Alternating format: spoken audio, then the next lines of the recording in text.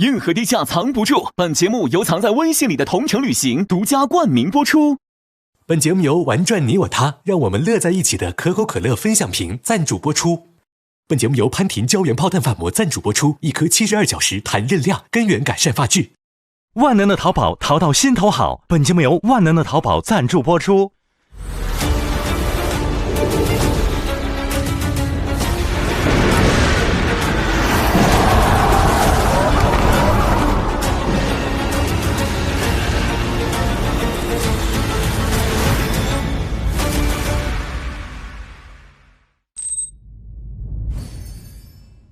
这是什么地方？观察室。阿乖的被关在这里面的，从小到大。2020年，阿乖遇到了朋友。这里的用户名是金朋友。那是我朋友。哎，那是不是凶手看见通知书上的话，误以为是来杀他？可是你看到这个人，你就知道他不是我朋友啊。不是说我去看到你的脸捅你，所以说他其实在被打死或者被捅死之前，他其实已经变成了怪。所有人都是今天开始中毒，只有阿乖出来之后，这个病毒才能扩散嘛。这个手链是从死者上拔起来的。我们是24年优秀毕业生，那这个范畴只存在我们6个人当中。有没有可能那个金朋友是在这里面代替阿乖，然后阿乖出去了，真正的阿乖在我们6个人当中，那个死者搞不好是阿乖啊。所以按照这个逻辑，我们先不要盘谁下的毒，这个毒一定是从阿乖身上出来的。对。那我们现在第一任务确认那个死者到底是不是阿乖。哎，那就是这个逻辑嘛。你看，金朋友和阿乖只能2死1嘛，那我们接下来只需要找的这2个其中之一，不就 OK 了吗？找到一个人就能定另外一个人身份。走。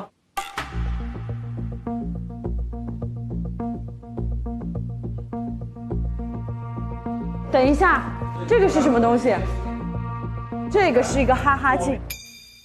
装扮成你喜欢的人设，完成可口可乐人设姿势挑战。哦，装扮人设，我就是要清晰的拿起这副我喜欢的墨镜，我简直就是时髦精。那么我平时应该是比较喜欢网上冲浪的，所以我就选择这个吧，吃瓜群众。来，完成他的挑战。第一个姿势，显眼包。然后第二个是气氛组。第三个艺人。比心。哇，我们完成了！感谢可口可乐吧。今天呀，我觉得我们这个时髦精和吃瓜群众也因为可口可乐走到了一起，那就让我们一起来感谢可口可乐，分享可口可乐吧。一起干杯！让我们玩转可口可乐分享瓶，让我们开心推案，干杯！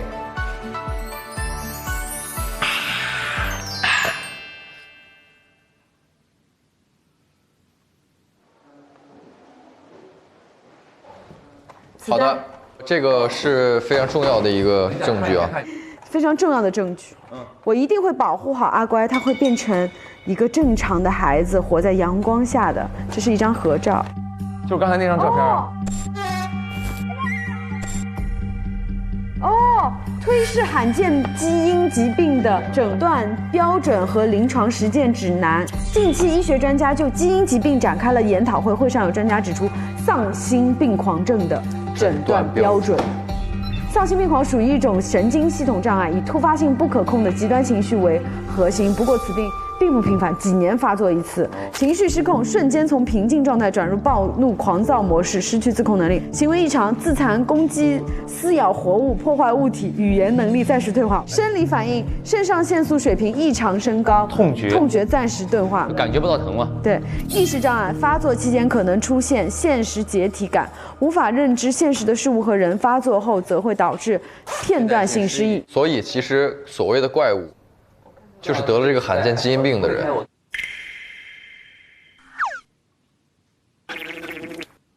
我给你看，所以会了。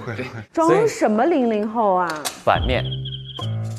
你不会没用过这个东西吧？没用，我从来没用。真假的？真的。行，我们听听这个。你不要怪阿乖，虽然他刚刚咬了我，但你知道他只是病了。这是妈妈吧？他才6岁，你一定要治好我们的儿子。妈妈，把他藏好，不要让别人发现他。也别让他伤害别人。妈妈拜托爸爸保护阿乖，所以爸爸把阿乖关在这里研究他的病，对吗？想找解药。这是阿乖爸爸弄的工厂，因为他答应了妈妈要保护阿乖，治疗阿乖，不要让阿乖伤害别人。所以他这些年一直在研究这些药物。妈妈去世了吧？妈妈被咬了。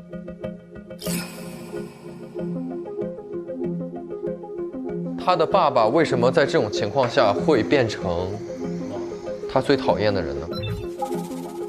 那小孩不知道嘛，他就觉得他爸囚禁他，不让他看外面的世界。阿乖，我想一下啊，他就觉得他爸囚禁他，不让他看外面的世界。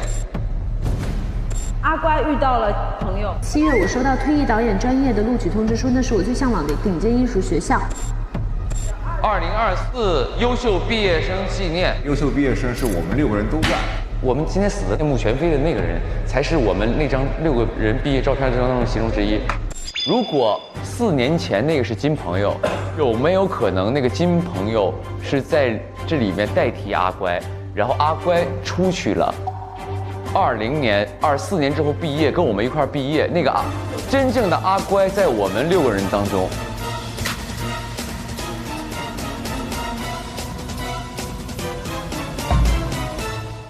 但是不可能呀，阿乖有这个病，他怎么可能认真上学呢？他说隔几年会发作一次。对，这倒是。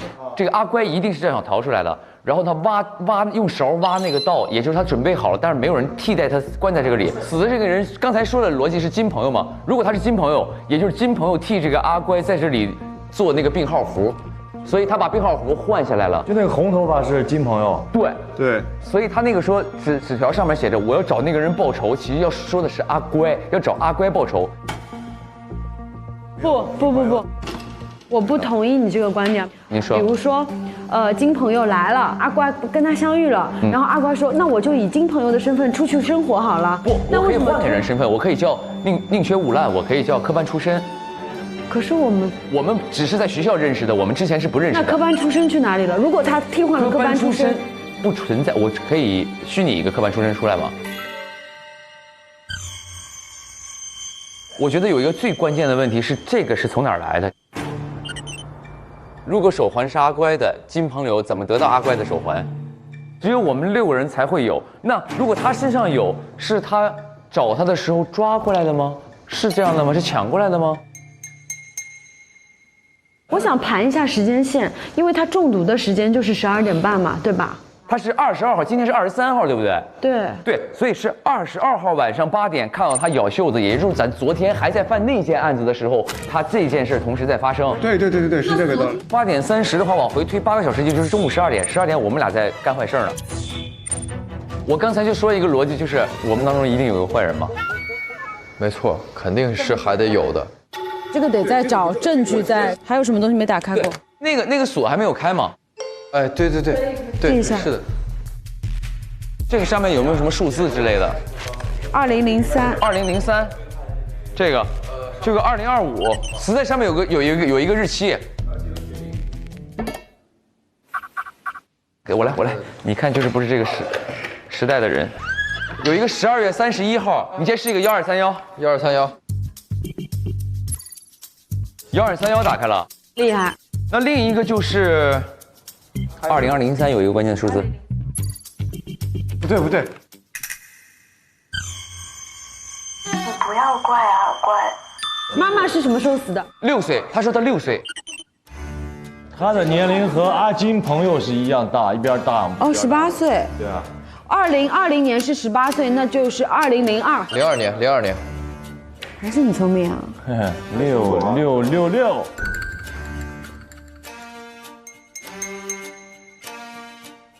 哎，2008。2008开了。开了。也不知道为什么。我们来想一下为什么2008？因为2003加5等于2008，所以是2008。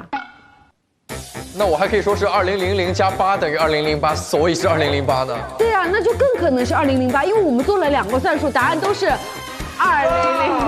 那我还说2001加7。对呀，那可是。这个开吧，我们就是误打误撞。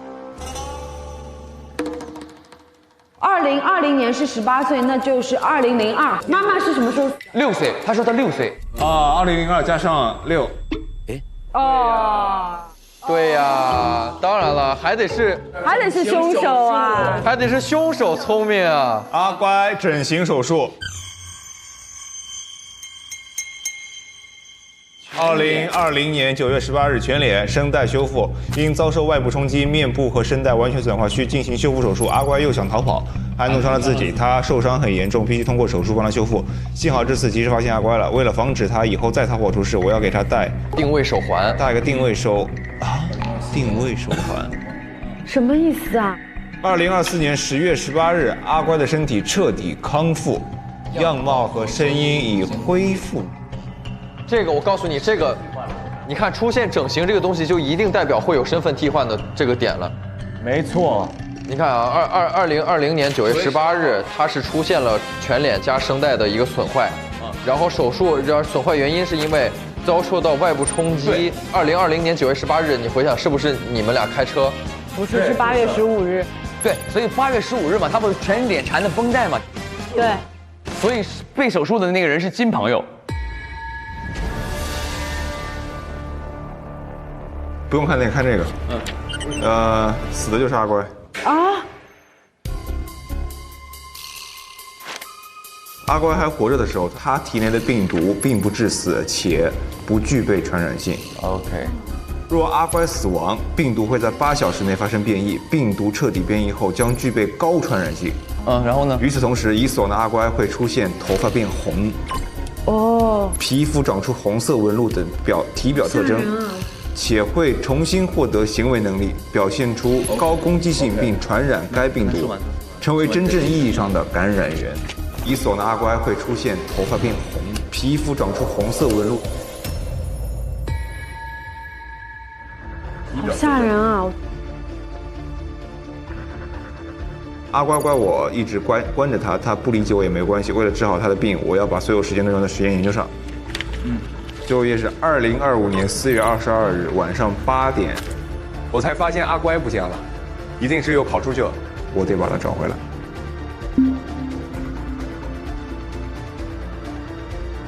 所以是因为阿乖死了，所以这整栋楼的人被传染了，变异，对，变成怪物，对。我们刚才一直在聊的东西都是八面玲珑是物理致死，因为是说下毒致死。现在这个东西不存在下毒了，他从小就有这个毒，是今天他的2次复活只是一个必然，所以说第一回他正好发病了，对，这就是在说今天发生的事嘛，这个本子上没错。所以是有人让他变成红头发，也就意味着我们当中把他杀了，让这个病毒传播了。这没错，就是说。阿乖在头发变红，被钢筋扎死之前，凶手以另外一种形式，不是病毒感染的形式把他给杀了。不一定是什么喝毒药，然后一拳打的休克死了，对，或者是击打后脑，或者是钢筋捅了，没错，都有可能。对。这怎么推啊？你现在只需要找到谁会想杀阿乖。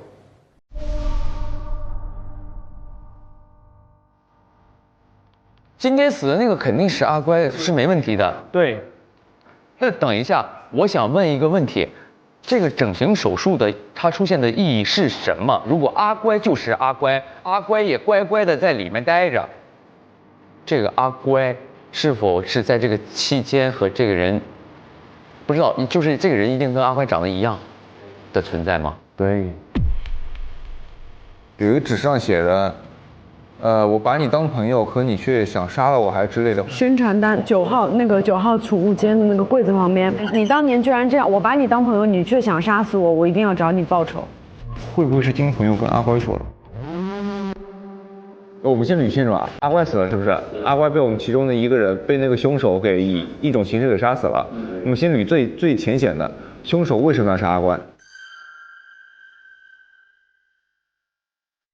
有没有可能是阿乖跟金朋友之间的纠葛？他们俩互相杀。海报上说的那个，我把你当朋友，你却想杀死我，我要报仇。有没有可能是金朋友想杀了阿乖。假阿乖，我听不懂。意思就是阿乖逃了出去，和我们一起上学。金朋友被留在这里代替阿乖。金朋友这次出来想杀了阿乖。我觉得是这样的，就是他俩应该是共用一个身份，还是一张脸啊？就一张脸就是一个身份嘛。哦，我懂你意思。死者一定是阿乖。一锁呢，阿乖会出现头发变红。如果金朋友杀了阿乖，那金朋友可能替代阿乖混在我们之中，一定得是个男的。那昨天的凶手就不可能是这一案的凶手，对不对？所以你们俩被拍了，现在就是你们俩。好，今年2选1，这就2选1了。我觉得很像2选1，因为一个是变成过丧尸，一个是跟我们留在这个实验室。杀人不是我。吓死我了！电脑，就是一个电脑吧。手环哦，定位系统哦，阿乖有手环。工厂1楼，走。OK， 走吧，走了。出去啊！我们下1楼嘛，要找的那个点。去1楼。对。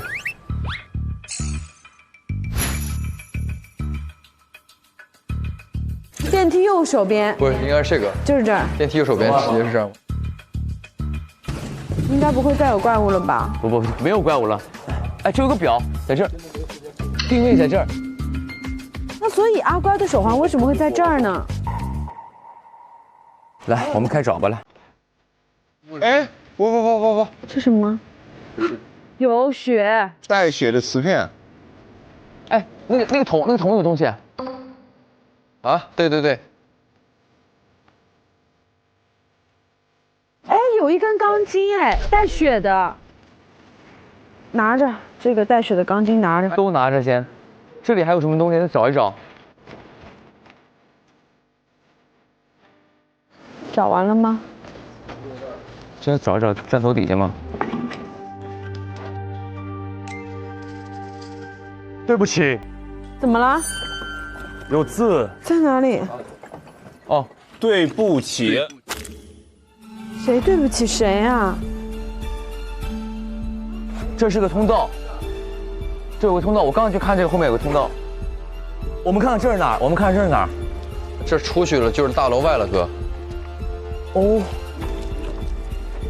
走吧，带着东西走。这是不是昨天他咬袖子那个地方啊？哦，是哎。是吧？哦。那我们要去哪儿啊？哎，所以那是谁？所以那个，那是谁？快给他扶起来！哦，哇！天哪！这是全部那个我们解救的人。好 ，OK， 行。那没事，那我们赶紧回去。快走！哎！抓住他！哎，这抓他！快！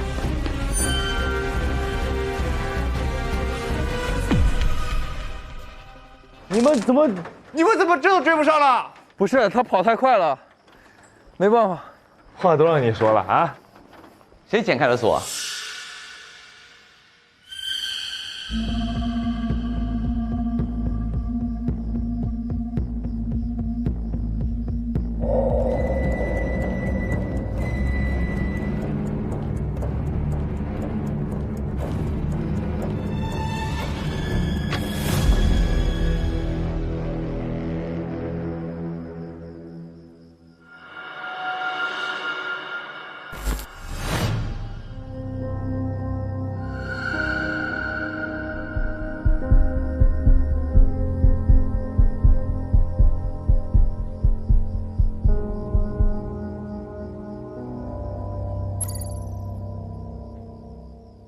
刚才我想问那个门锁是谁剪开的？那肯定就是刚才那个人啊！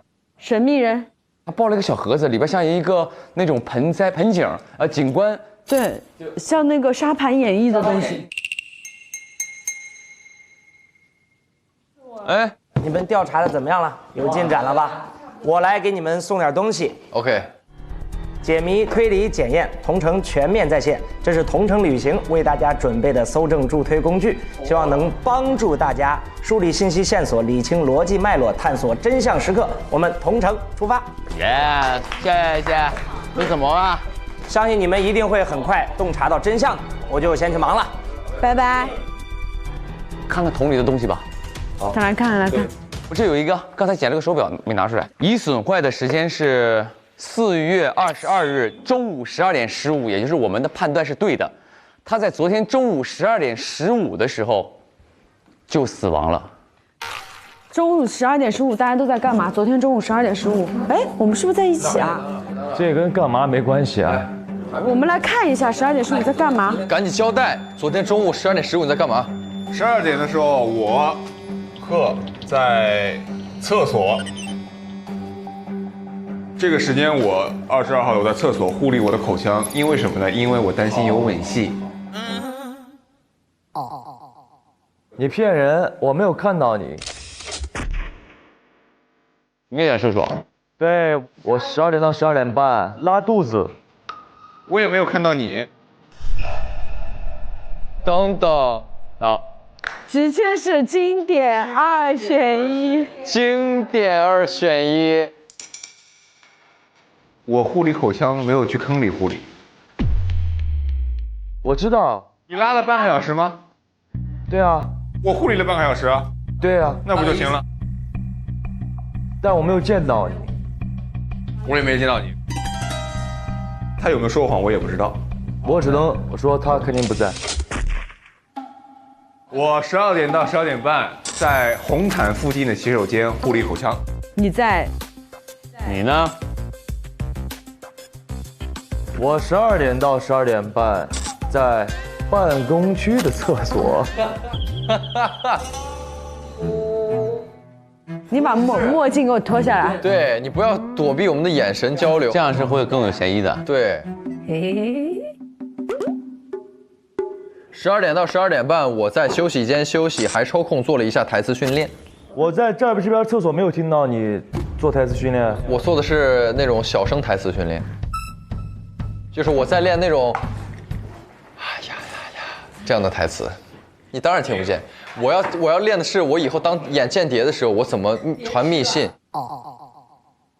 我在12点到12点半，我在铁布衫山脚给8拍视频呢。哦，你们是互证的？我跟8是互证的，就已经把它排掉了吗？对，你排出去了。好，这一把将是我们的高光，我等这一刻太久了。今天我们双剑合璧，抓住这个凶手好不好？我们的组合就叫宁静。哎，宁静什么？宁静。好，我们就叫宁静了。静姐保佑。哎，这是什么啊？对，刚才这个桶里的东西我们还没有。朋友一定要成为100亿票房导演。啊？他让谁成为100亿票？朋友，我是个孤儿，我用自己所有的糖果交到几个好朋友。2008年划掉了，我以为友谊是纯粹的，却忘了人心的复杂。帮大家完成这些作业真开心。2015年划掉了。真正的朋友不会让你感到渺小，而是会让你觉得自己被看见、被尊重。他把我们的心事当笑话讲，这是真的朋友吗？2017年划掉了。欺凌往往披着友谊的外衣，但真正的朋友不会用你的弱点来伤害你。没想到你竟这样对我。2020年9月17号。阿乖，安眠药。等等，这是谁？金朋友啊。阿乖和金朋友是好朋友。哦，安眠药给了。金朋友，没想到已经过去4年了，我终于痊愈了。可是我竟然变成了你的样子，你毁了我的一生，我不会让你好过。所以我说了嘛，互换身份嘛，整形了嘛。这是金朋友的本儿。金同学，因为他从小可以生活在正常的环境里，阿乖是被关起来的，所以这是他以前的经历。他被同学霸凌，被同学，所以然后他记录了当年阿乖把他迷晕之后，下了安眠药之后，然后呢变成了他的样子。对啊，肯定是金朋友说，金朋友变成了阿呆、阿乖，所以他们现在共用的是阿乖的脸。那就是说金朋友变成阿乖了。所以这个金朋友现在就是我们其中之一。对，这个金朋友确定就是在我们之中了。啊？他变成了阿乖的样子，怎么在你们之中呢？我从那里开始说啊，比如说阿乖把金朋友变成阿乖，我们就叫金乖好了。好，金乖。好，金乖关着。他说我终于痊愈了，是在2024年的时候。没事。他出来了。对。他说好，我要去找阿乖，所以他今天来干嘛呢？报仇雪恨。对呀，我来嘎他呀！你看好了。你毁了我的一生，我不会让你好过的。2024年，这是他爸给他做的整容手术，对不对？那就是20年到24年，他这脸养了4年，长成了金朋友的样子，变成阿乖的样子。阿乖的样子，他变成了金乖。不，等一下。我想说的一点是这样的，今天死的是阿乖，没错，也就是阿乖之前是跟我们生活在一起的那个用着我的手玩的那个人吗？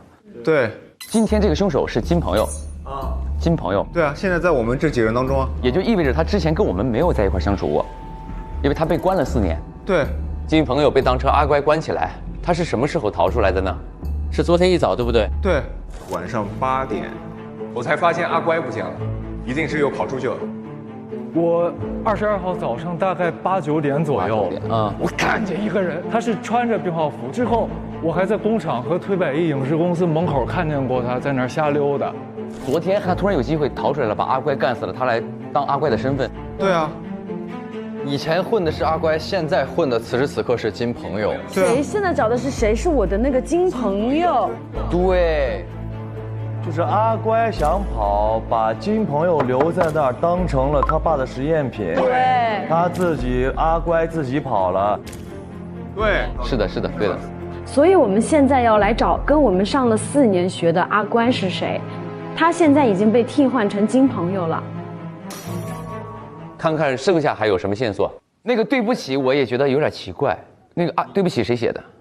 我觉得是阿乖写的，临死前沾着自己的血，写了个对不起。对不起，因为对不起是血写的嘛。阿乖觉得自己做错了吗？对。这个包是哪来的？是那个桶里面的。现场捡的，对。哎，他为什么要烧这个包？就烧毁证据呗，那就是想啊。阿乖的日记记录生活的点点滴滴。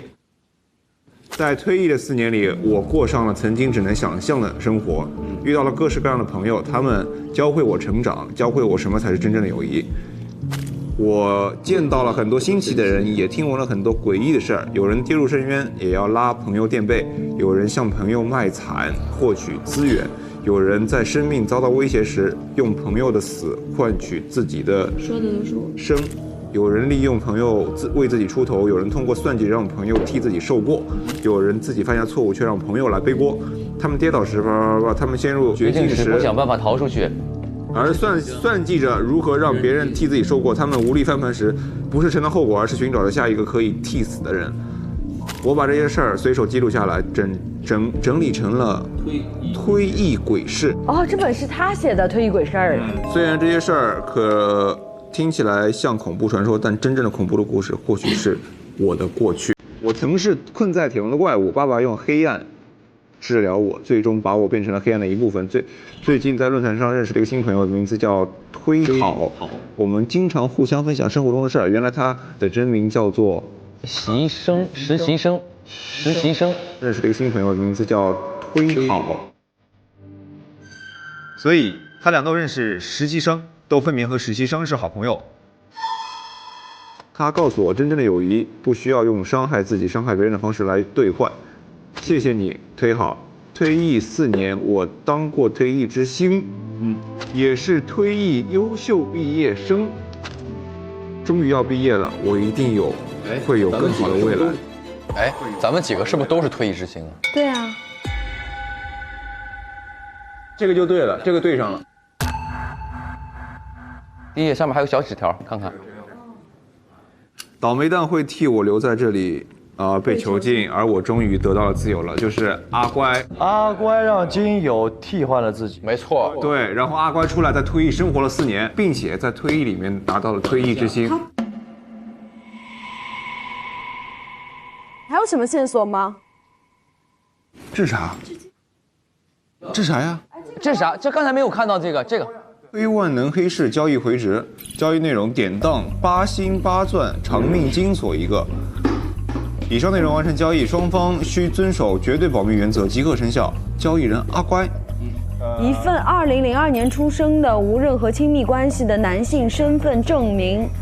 以上内容已完成交易，这个是2020年9月17号。然后一个2020级推正艺术学院新生入学名额，就是他自己吗？对，9月17号，他在9月17号安排好了一切。啊，这个其实就是证明他20年替换身份，换身份那回事嘛。关键的是这一张，一份2002年出生无任何亲密关系的男性身份。对啊，孤儿嘛。那就盘你们的身世。你的身世从小到大。大猩猩推福利院，我是星星点灯福利院。我没有名字福利院，就是福利院长大。你是？我有那么多朋友，童话故事般的朋友。如果是这样的话，他的童年是可以证明的。对，因为他不可能编一段。我也是福利院出身的，我也是。但是你们都没有证据，你知道吗？他明晃晃的出来一个证据。他是被排了，这是2020年要的，也就是4年前要的。但是他讲的是他6岁的时候的故事。如果他是凶手的话，我是没有身份的，我不会编出一个身份。我就说哦，我就是从小在孤儿院长大的。我不会说，哎，我从小有一堆朋友，他这个是可以找到根据的，你懂这个？我觉得的确能排他，因为你们4个人都是福利院，那就统一就好了。为什么他自己多了一个这个证据呢？对的，所以是把他排掉的。可以的。这个圈里就只剩下你们俩。所以你俩 PK 一下。谁俩？我俩 PK 一下。对，但我们没有点可以 PK 啊。哎，他今天做个红发型，会不会就是哦，只是为了帅而已？不，他就是你们。你说你的福利院叫大猩猩福利院？不是，我星星点灯福利院。哦，星星点灯你的福利院？我没有名字，我没有名字。什么？我福利院就是没有名字的。但我觉得就不是他了。如果我是凶手，我肯定编个名字。我小时候被送到了无名福利院生活。我想知道你现在演技的上限在哪里啊？没有上限，就是演。当然也没有下限，就是演得很好的意思了。没有上，没有下。证据拿出来，证据拿出来看看。真的，我没骗你，就被送到无名福利院。那你有什么好抗辩的呢？如果我现在就觉得你肯定是凶手，你要怎么说呢？我没什么可以说，你没有什么怀疑我的点啊，就因为一个福利院锁我凶。我突然想到一个点，金朋友在替代了阿乖之后，是不是其实是在12点到12点半这个时候互换了身份，对吧？对，就把他弄死了嘛。那这时候金朋友因为在这个4年都在那个密室里面，他其实是没有接触到我们推正艺术学院的学习的，对，他根本就不知道怎么去当一个演员。他出来之后就已经到了我们这个选拔的赛场上面，那他需要干什么呢？需要干什么？他12点之后的所有行为肯定是跟之前是有反常的。举个我的例子啊，我从我开始举，12点到12点半，我在那个厕所里面去护理我的口腔，是为什么？是因为我害怕会有吻戏，我担心自己演得不好，所以我去护理口腔了。我在晚上10点之后上一案结案之后，10点之后我是去找了单导，我是想给单导展示我的演戏天分，还是跟表演相关？当然，这是跟表演相关的东西。哎，我觉得这说得很对。然后。那个明构就是明哥因为排掉了，他时间不对。然后你呢？你10点之后去干什么了？我去social去了。什么？你去social什么？就跟那些演员想找副导演那些演员去聊一聊他们怎么当演员的，对这个戏的理解啊什么的，就去social去了呀。你去跟群演去social了？我去的时候导演不在。OK， 你去干什么了？我去找的那个试戏的那个。我回来不是给你们演吗？怒目圆睁，什么呆若木鸡，就是我要去拿我的角色卡。但我觉得，如果你现在彩白的话，我又很怀疑你了。我没彩，不是我这个东西，我甚至我说觉得他的有可能，我没说踩他，就白在我这儿看来是就这件事儿啊，会没有他的嫌疑重。哦，因为他是拿到了一个演员该做什么的东西，就是我去试上这个戏，我只需要会俯卧撑。只需要会怒目圆睁就行了。我想问一下，所以他没上过学？他没上过表演啊，他。哦，他说的对，他说的对。对啊，就现在在这里的那个凶手金朋友，他是没有表演天分，他甚至不知道演员该做什么。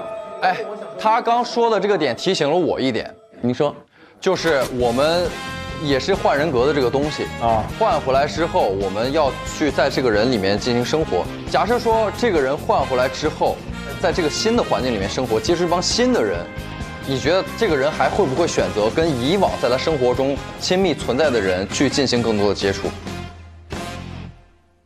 谁呀？就比如说我放到你的身上举例子，假设你是凶手，说一下，您换回来之后，然后你不是你的那个昨天那个人设是你一直在追八吗？暗恋，暗恋关系。对，就是反正还是有亲密接触的嘛。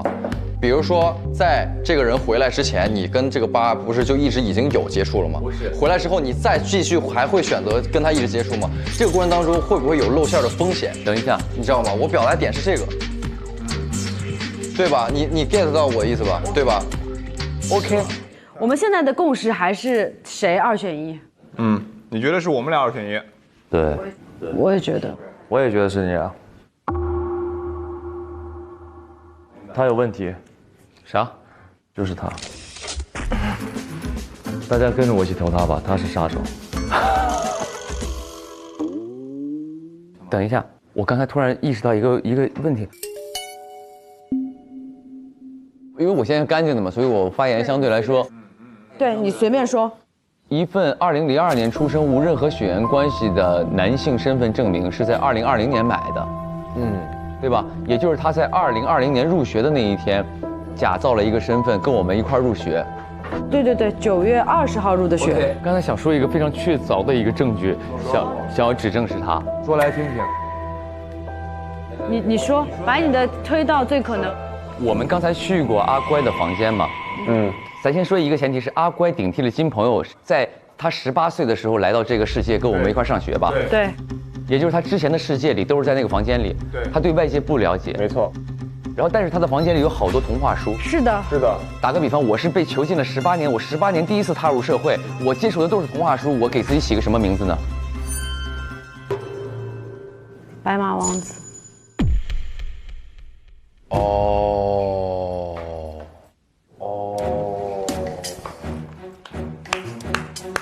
高光。不管他是不是，我觉得这一套是吧？他房间里有童话书，所以他画的都是童话人物。同理，其实同理。但我没有想到白马王子这个点。就是，而且你的福利院叫什么名？我的福利院叫童话福利院。你带我和。OK， 我更倾向他。我觉得这是你脑子里的一个童话，是吗？啊，你猜我，我猜你，你猜我猜。我必猜你猜，这个我觉得就是这个证据就没有像刚刚那么的确凿，说 OK， 你有一张福利院的。好，我给你一个确凿的。好，来说。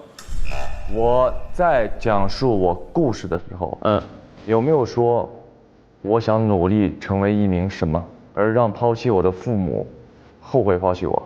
有名的人。有名的什么人？演员。对，成为一个大明星，让我的父母后悔他们当时做的这件事儿。对，所以金乖他的目标是什么？导演。没错，很有，成为100亿大导演。所以，我是不是安全了？不是，我的意思是，到底是谁对谁说你一定要当导演？导演到底是谁的理想？导演如果是金乖是理想，就跟你阿乖想当演员没关系。这个表演系想当演员的是阿乖。好，那我又出不去了。那你要这么说的话，你又被拉回来了。我现在反而觉得柯的嫌疑大。为啥？怎么说？他都在讲道理，但他没有。你觉得是谁啊？我觉得是他。为什么？他是通过了那个女装，然后拉下来这个人，扮演了一个东西，然后再回到这边，然后他扮演女装，然后他又扮演画皮，然后他又扮演这个，就是因为他换皮身份回来的嘛。哎，他之前是什么鬼来着？画皮鬼嘛。啊，对，我男扮女装。所以他是非常熟悉这个画皮生活方式的。他的生活轨迹当中就一直在出现这件事情，你懂我的意思吗？阿乖也是一个买假身份生活的人。你一直在对。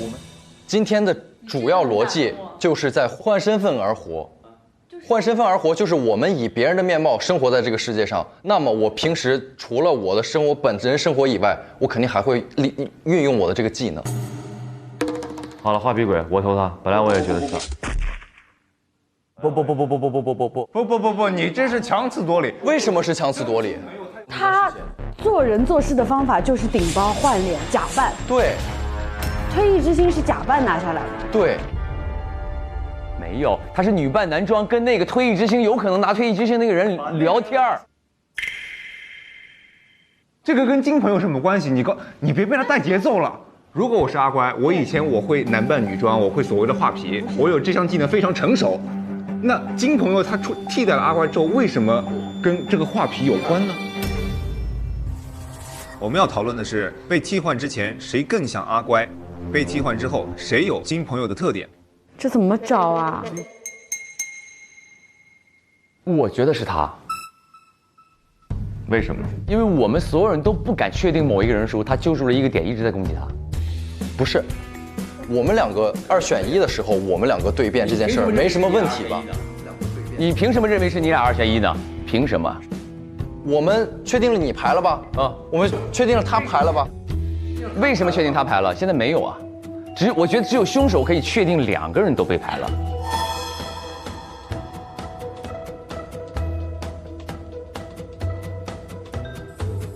生推啊，今天不是生推，他这个肯定会透露一些什么逻辑。这个推好，我们现在他就是一个热心网友是吗？我们去搜实习生的证据，说不定可以通过 ID 看出这个人的哦，对，他这个人叫实习生。走，网聊。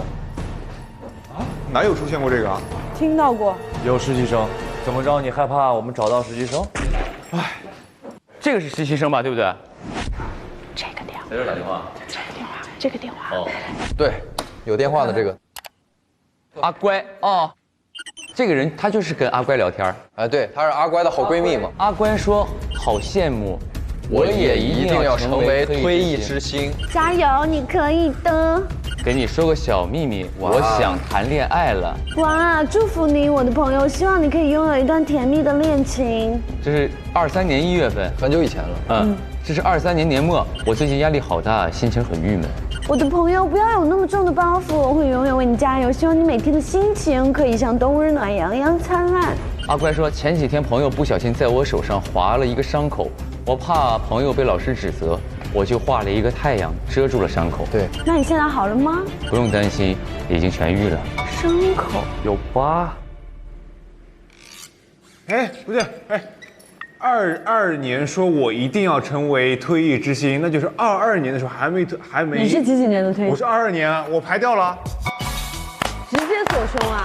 我排了。我是22年的退役之星啊。我们退役之星是几月几号选的？啊，6月3号。掌声送给我们自己。好的，又是我了。被你找到关键线索排了你自己啊。我刚刚是反应到这个，我没看到日期啊，我不知道是什么时候选的。没错，我们的经典2选1，没错，这个思路是对的。但是这个呢，想谈恋爱了，这是个废话，对不对？对 ，OK， 那我洗出去了。这个把他给排了，为什么？因为我早就跟他谈恋爱了。他不能假装自己没有谈。他何必呢？他是我的痴心鬼啊！我是痴心鬼嘛？对呀。我没有想谈恋爱啊，我在扮女装呢。OK， 你自招的话，认输输一半。我不是，我认什么？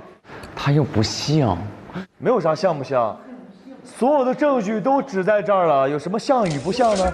有什么证据？你告诉我有什么证据指向我的？我们是通过排除法，对，我们没有找到直接锁定真凶的一个直接性证据，但是我们通过一轮一轮的推理，一轮排一个，一轮排一个，一轮排一个，而且每一轮的排除就投他。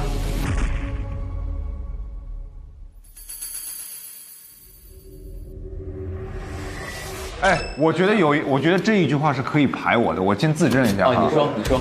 我说好羡慕，我一定会成为推艺之星的。5月6号，那1个月之后不就推艺之星评选了吗？我22年的时候我是当上了推艺之星，他是我的知心朋友。我在5月6号的时候，我跟他说我一定会成为推艺之星。他的逻辑我懂了。我跟他表达了这个，那我为什么当上了之后我不跟他说任何话呢？那如果这个人不是你，是他22年没得，为什么后面又不把这个推艺之星再告诉他们？对啊。你们想一想啊。当年他拿推艺之星的时候，他可是用了下作的手段，让本来是推艺之星的那个人下去，自己当成了那年的推艺之星，扮女装把人家拉下水。他利用最后1个月的舆论时间，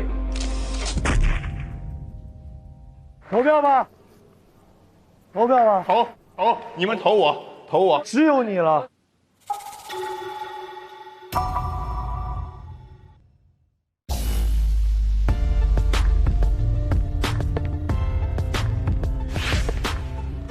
今天的真凶人选，我选贺。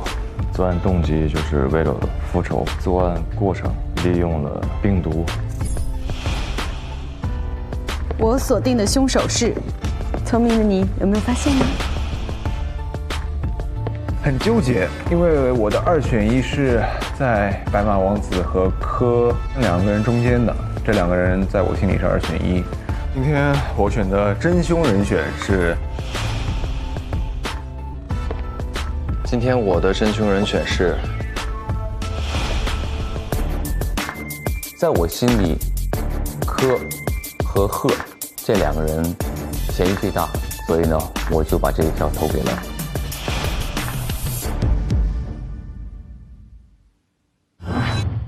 藏在微信里的同城旅行，硬核低价藏不住。接下来进入同城旅行真相揭秘时刻。凶手！我天！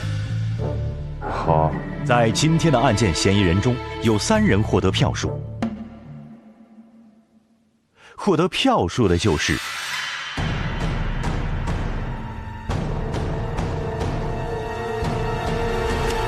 赫有名，科班出身，白马王子。谁投的白呀，哥们儿？谁投的白呀？我请问了。我投的呀。他这咬我，我不投他，我投谁啊？没关系，公布吧，公布吧。有2位玩家获得1票，除此之外，还有1位玩家获得3票。那就是，然后我就算一下票，3票，谁？我投的是柯，我投的是柯，那就柯是3票吗？什么？我是3票吗？他吗？他投的是他，我投的你，我投的你。对啊。你如果你这么玩，你真的很牛，我跟你说。这么厉害吗？他都藏不住内心的喜悦了。你看你笑的，我真无语了。我等一下，宣布吧，公布。获得3票的玩家是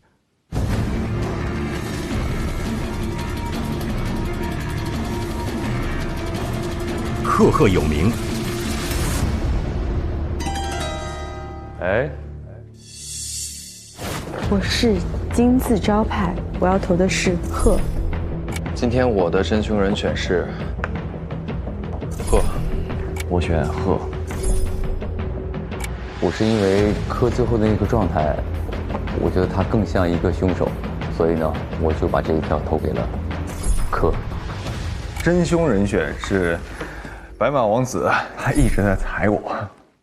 22号我在厕所护理我的口腔。你骗人，我没有看到你。我服务员就是没有名字的。证据拿出来，证据拿出来看看。他有问题，就是他。我觉得这是你脑子里的一个童话，是吗？啊，你猜我，我猜你，你猜我猜，我必猜你猜，没有啥像不像，所有的证据都指在这儿了，有什么像与不像呢？有什么证据？你告诉我有什么证据指向我的？自招的话，认输输一半。我不是，我认什么？大家跟着我一起投他吧，他是杀手。我作为男人这口气我咽不下去。我作为男人，我作为男人这口气我咽不下去。他居然猜我这么狠，那我必须得选你。要丢脸得让他丢。他今天要是选了我，不是我，全场最丢脸的一定是他。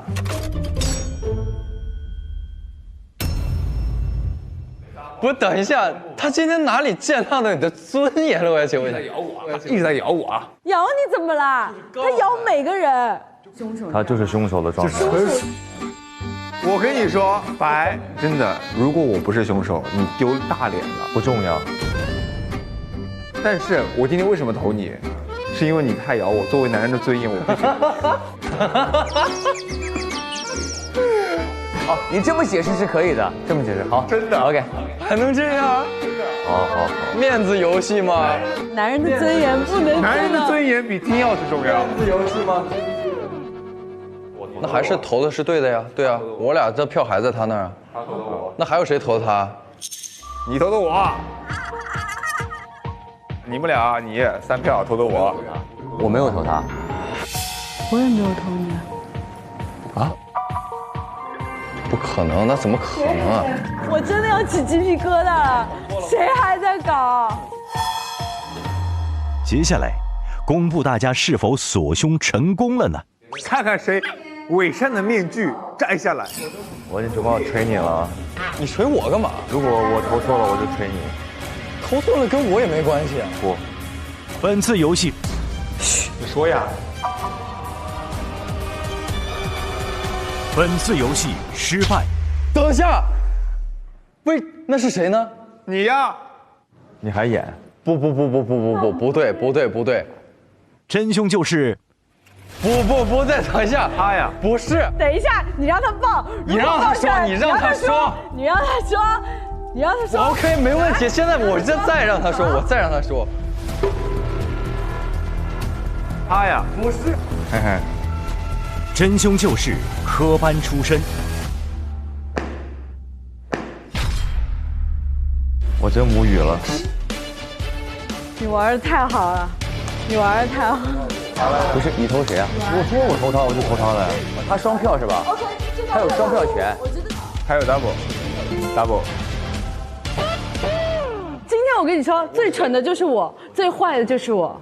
没啥。因为我是他的 X。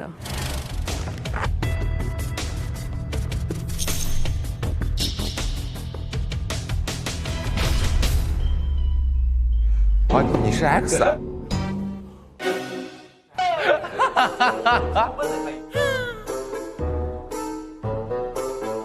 好好玩，好好玩。哎，他不是8的 X， 还能成为凶手的 X？ 没有8我根本不是8的 X， 我编的。他根本没有8的 X 这码事儿，他自己纯编了一番出来，我们就信了。哦，还能这么玩呢？不是，因为我当时我俩沟通的时候，他跟我说他要这么玩，我说你疯了，你把他们当傻子吗？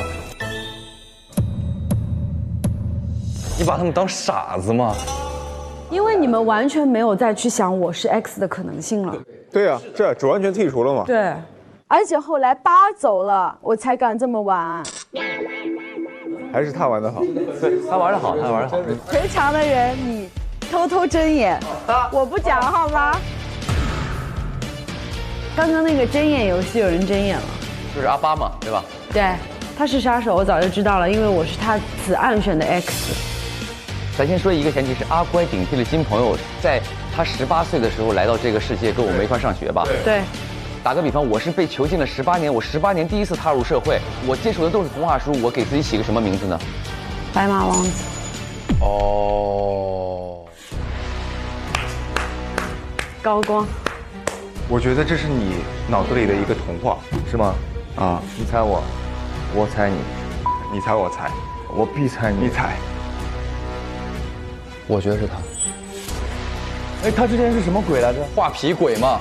所以他是非常熟悉这个画皮生活方式的，他的生活轨迹当中就一直在出现这件事情，你懂我的意思吗？好了，画皮鬼，我投他，本来我也觉得是他。22年说我一定要成为退役之星，那就是22年的时候还没。你是几年的退役？我是22年啊，我排掉了。我们退役之星是几月几号选的？好，6月3号。掌声送给我们自己。但是这个呢，想谈恋爱了，这是个废话，对不对？对。这个把他给拍了。为什么？因为我早就跟他谈恋爱了。对不起，我聘你，我真的心理压力好大。没事。我跟他谈恋爱的时间是在2023年的情人节。23年的时候一见钟情，然后我就和他表白了，之后我们2个就很开心的在一起了。所以就是他根本排不掉，我们刚好和好，好不容易在一起。没关系，我觉得是没关系的，输赢不重要。这片子团团转，无语。老白，你说你现在白哥，你发一下言吧。你检讨一下，你现在问题出在哪儿？我的问题就是我自身的问题，我自己回去反省就好。怪我？不怪你，不怪。啊呜！险啊！富贵险中求啊！要站一起。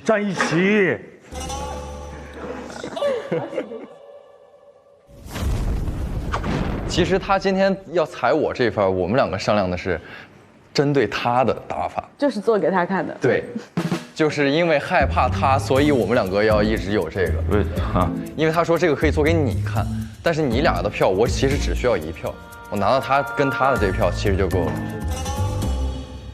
好。关键性证据是什么？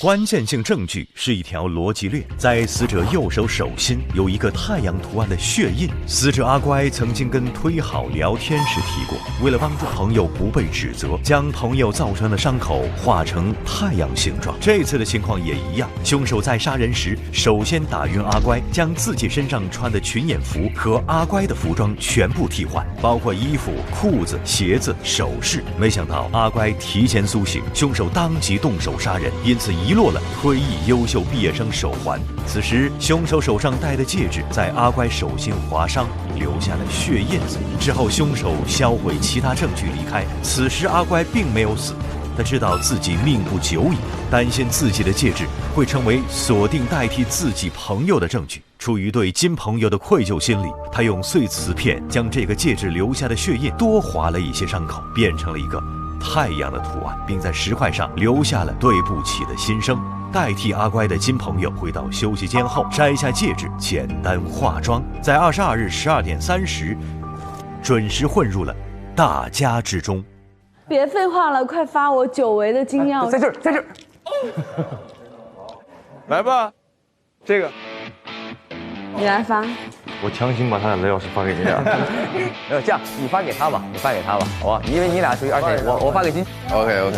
但你今天玩的真的好，哥，你真的玩的太好了。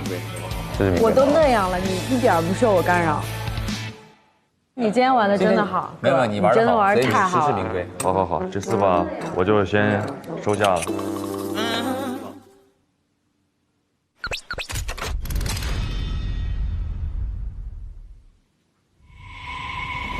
40小时过去了，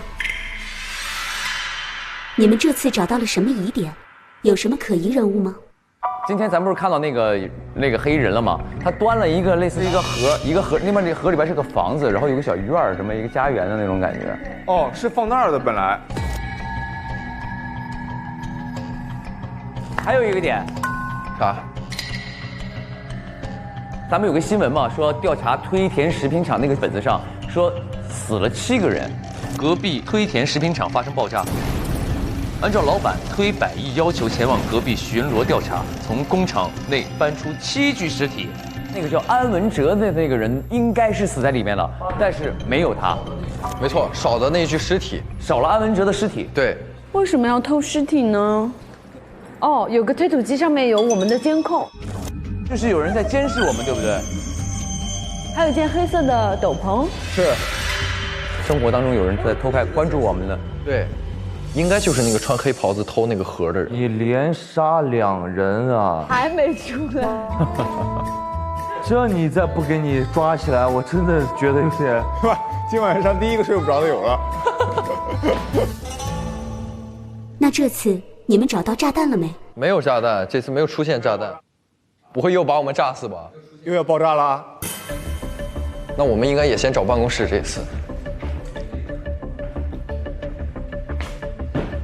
墙上有个炸弹。哎，墙上你头上。这个，这儿，这个，10分钟到一起，我找到第一个了。对，这样。哦，大家来找茬。来找，我们一人负责一个。什么叫向右看中向左看？在葵花籽里找西瓜籽。我找眼镜蛇，在所有蛇中找一个戴眼镜的蛇吧。在金桔中找到番茄。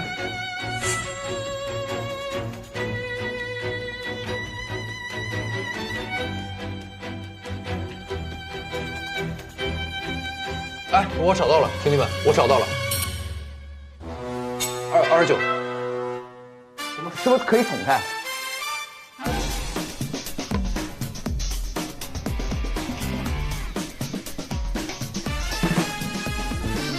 剪断了。OK， 再找这个。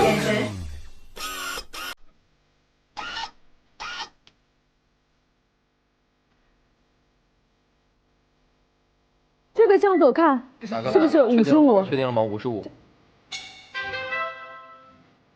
55 OK， 剪。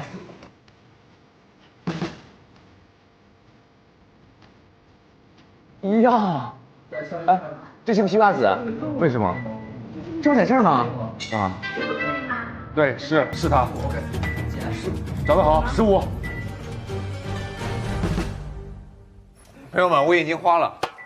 OK， 那我去找你那个，来，我花了，我来找你这个。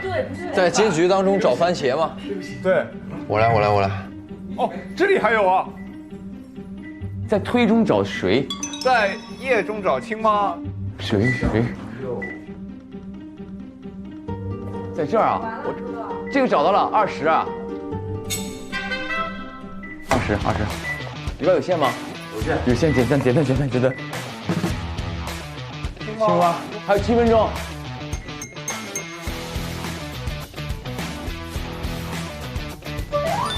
青蛙在这，35。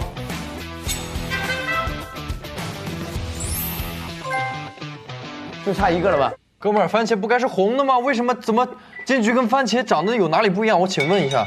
番茄的叶子不一样。叶子吗？是叶子。等一下。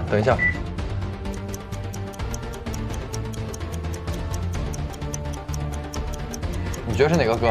那应该就是这个，是不是？在这儿。哎，在这儿我看到了。Nice， 眼前的。恭喜你们成功阻止了爆炸。这是我们头一回拯救世界成功，我们终于不用死了。接下来，我将把你们重生到一个新的地方。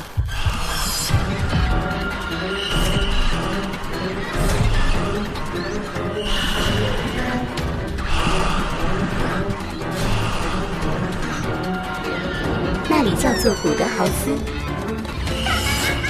祝你们好运。其实，在今天的故事中呢，我们都扮演了伥鬼朋友的角色，自己遇到问题的时候就会向你发泄，把负面情绪全部转嫁给你，又或者将你当作优越感的制造机，通过打压你获得虚假的自信，填补内心深处的自卑。如果各位遇到这样的朋友，希望你们能够学会及时止损，敢于从中抽离。通过这一期，我觉得大家应该能够了解到真正的友谊应该是怎么去经营的。我觉得，如果你想要从对方身上获利，又或者说是每次一有困难你就想躲到你的这位朋友身后的这种友谊，肯定是不会长久的，因为你其实心里就并没有抱着一个真诚的态度去跟他成为好朋友。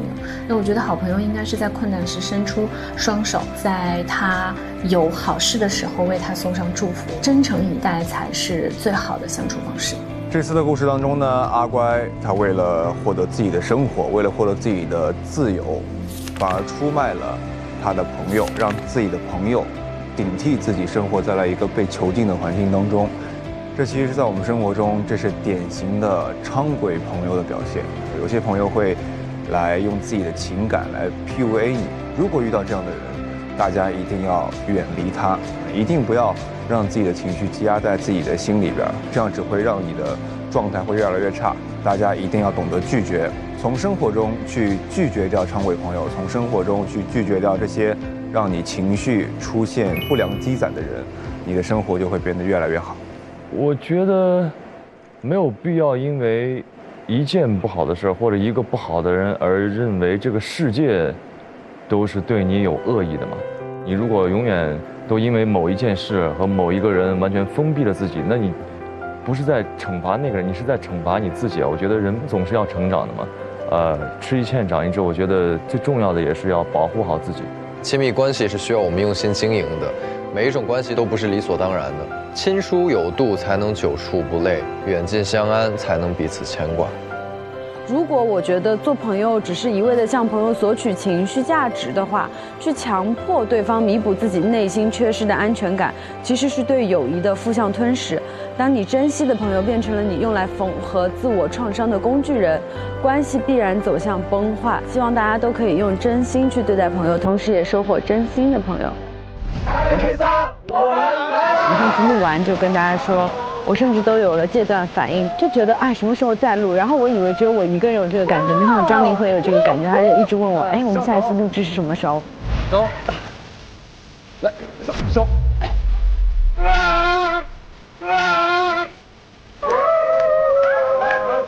放肆啊，放肆！不是，落地，好的，3、2、1，加油！阿金，爸爸，慢慢来，好不好？还可以，像坐着的。没事，不会有事的，你放心。你现在脚已经踩到我头上了。好，来，加油！好嘞，到，放心坐。好嘞，没问题。也很感谢我在开始特里巴交到的每一个朋友，谢谢你们。我觉得我们是真正的健康的朋友的关系。阿乖一开始对朋友呢，他是依赖的，但是呢是有一种畸形的依赖在，就什么事儿都想跟朋友黏在一起的。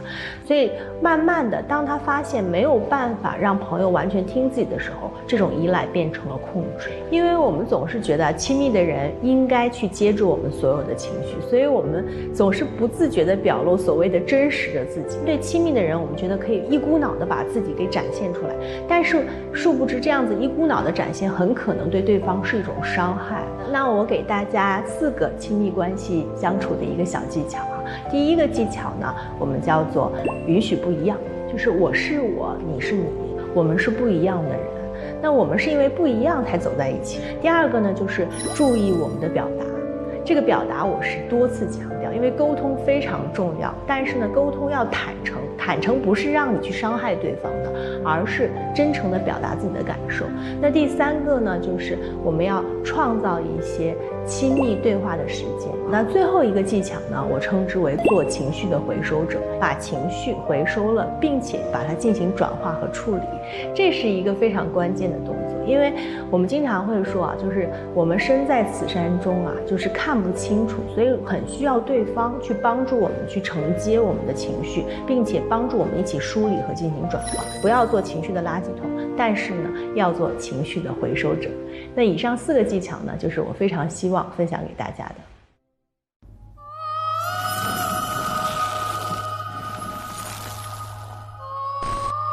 大宅古德豪斯空置月余之后，灯火通明，鬼影重重，是画壁之兆，还是冤魂难散？这个宅子不干净。你们都来呀！这里好奇怪，跟画里不一样。你们的孩子不是死了吗？没有。他呀，在画中实现。姐姐，我是你的亲妹妹。我在3个月前失忆了。我是谁？你是谁？我哪知道你是谁呀？这可不会是我们一家3口吧？今天你为什么来这里？我什么都不记得。到底有多少人失忆？我们其实已经被人搞到画里了。但我们的故事好像不太一样。现在的出现的我们，可能是换心之后重生的我们。蛇，什么？蛇自杀了！突然就浮现了一些记忆。安文哲，我们不是平行时空，我们是穿越时空。啊，文哲，把他们几个带进去，分开关押。要救我们！哇，太残忍了吧！干什么？等一下。这个仪式是为了把古德宝贝调换回来。它跟古德宝贝有什么关系呢？步步为营，每个人都是通的，也就意味着我们从画里出来了，对不对？我们的宝贝没有回来。爸爸，快出来找我玩呀！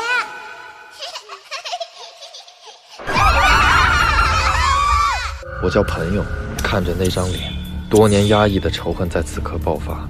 我要抢走他的一切，杀了他，替换他。我看到他们12点30要集合，我必须隐藏好自己，这样才能干干净净的开始新的人生。这画很恐怖，蹲下挠头，不对，你往里点。感觉回到了戴头套的日子。站好了没有？站好了。我的这个坏了，胶开了。无所谓，无所谓。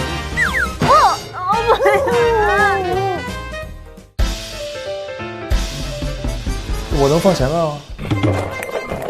我要吃瓜子。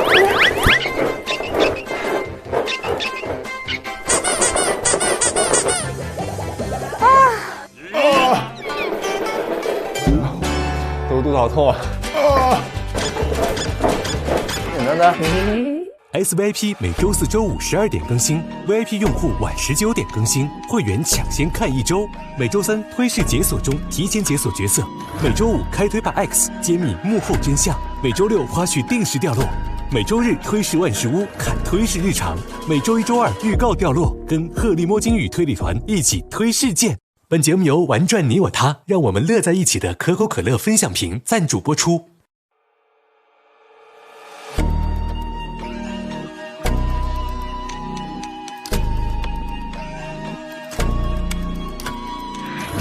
10年问号，开始推理吧，一起推图捕捉来自于家生活吧。龙武器，同色衣，推着笼罩迷距离，烛火灭，画中影，王者再度睁眼睛。上微博参与开始推理吧话题讨论，分享你的开推观后感。更多精彩内容尽在新浪娱乐微博综艺、新浪综艺。上知乎搜开始推理吧3，和知乎答主热聊精彩内容。上新浪新闻客户端搜开始推理吧，看节目更多精彩内容。话筒给你，大胆开麦，关注文娱 Talk， 解锁更多文娱内容。看新闻用 Zaker， 关注最新节目资讯。欢迎打开网易新闻一点资讯，了解节目更多内容。本节目感谢中华万年历西窗主对本节目的大力支持。腾讯视频 TV 版、极光 TV 同步播出，大屏观看更畅快。关注腾讯视频 SVIP 微信公众号，获取更多追剧资讯，领取 SVIP 优惠。搜开推3预约领券，特惠开会员更可解锁超前彩蛋。搜开推3特惠开会员，抢先开推，更可解锁精品花絮。酱来了！